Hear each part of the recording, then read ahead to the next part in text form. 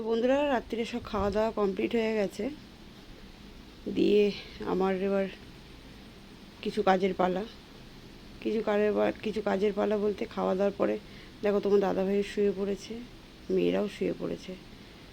তো বসে লাভ নেই, বাকি কাজগুলো সেরে এবার আমিও শুয়ে পড়বো। তো আজকের ব্লগটা রাত থেকে শুরু করলাম। তো এদিকে দেখো,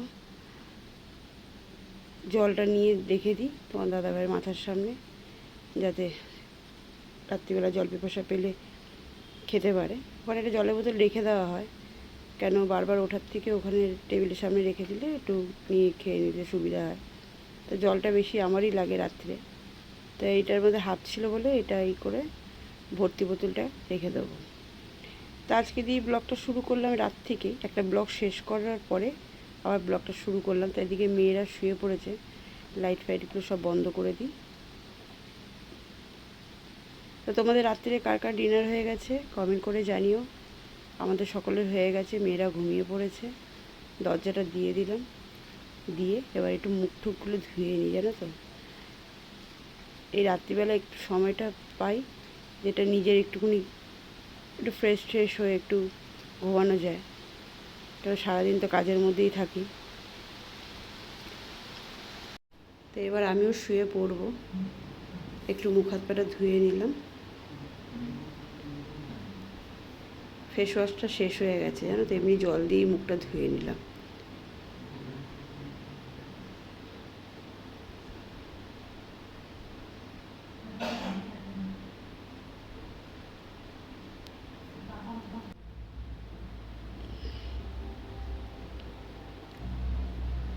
তো হয়ে গেল আমার মুখ ধোয়া কমপ্লিট। চোখ মুখটা ধুয়ে যেন ফ্রেশ লাগছে।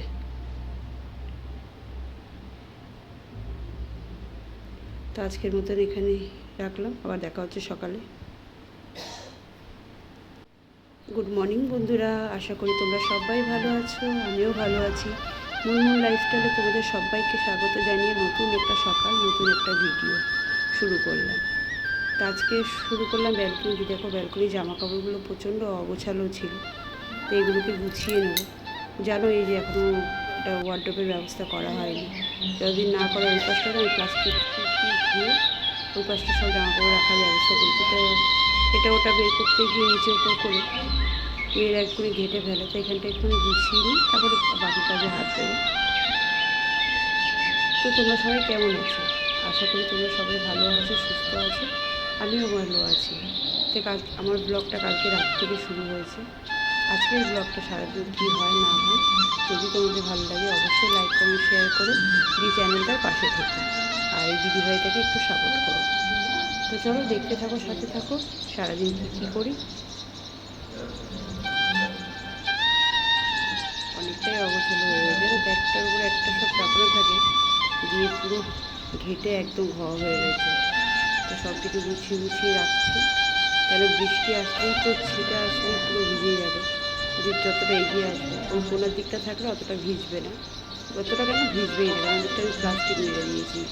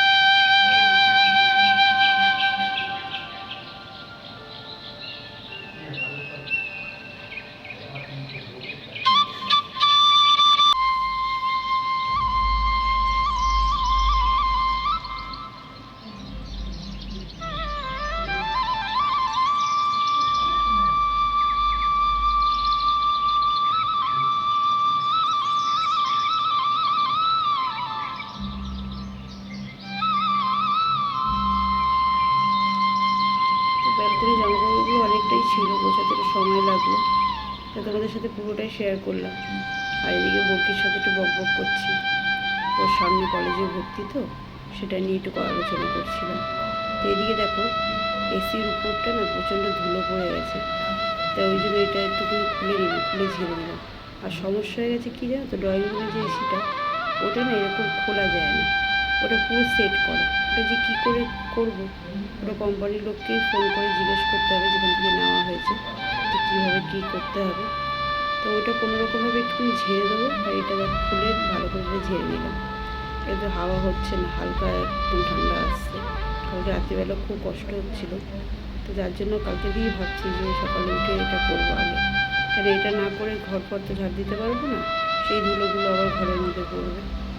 এদিকে দেখো আবার ওগুলোকে ভালো করে ঝেড়ে ঝেড়ে আবার ওটাকে লাগিয়ে দিই।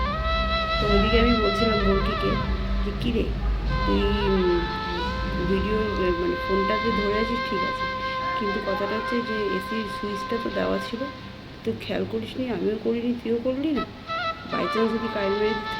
তো বলছে মা আমি দেখিনি। বলছি দেখবি না, তুই নিচে দাঁড়িয়ে আছিস, পুরো সুইচটা দেওয়া রয়েছে। তো এদিকে দেখো বউকির সাথে বক বক করছি আর ঘর ঝাড় দিচ্ছি।